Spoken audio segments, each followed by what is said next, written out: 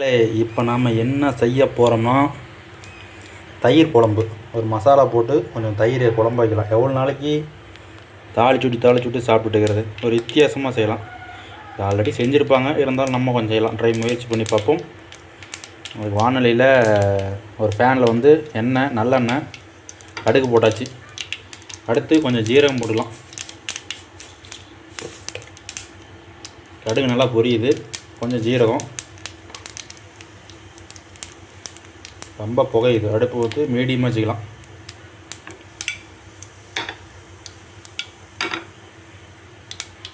அதுக்கு தேவை அடுத்து வந்து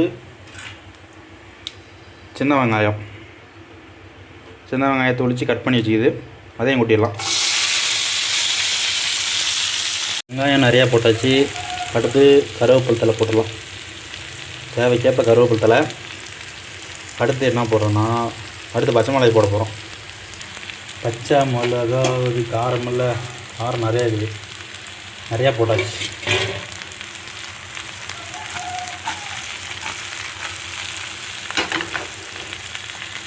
அடுத்து தக்காளி போட்டோங்க, ஒரு குட்டி தக்காளி. அதை வீடியோ எடுக்க மறந்துட்டேன். கரண்டி என்ன பிடிக்குன்னு பார்க்குறீங்களா? தயிரில் போட்டு கரைச்சி கரண்டி, அதனால் வெள்ளையாக இருக்குது.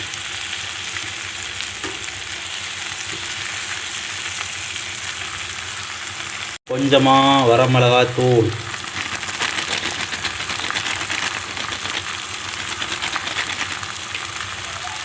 ஓகே போதும். அதுக்கு மேலே போட்டால் காரம் ஃபுல்லாக வந்துடும். காரம் கொஞ்சம் சேர்த்து நிறையா போட்டுக்காங்க. ஃப்ளேவரபிள் மனம், அதாவது குழம்பு மிளகாய் தூள் வந்து அதை கொஞ்சம் போட்டுக்காங்க. அடுத்து பார்த்திங்கன்னா கொஞ்சமாக சாம்பார் தூள் லைட்டாக, அப்படி தான். குழம்பு மிளகாத்தூள் போட்டால் இன்னும் சூப்பராக இருக்கும். இல்லை, அதனால் வந்து கொஞ்சமாக சாம்பார் தூள்.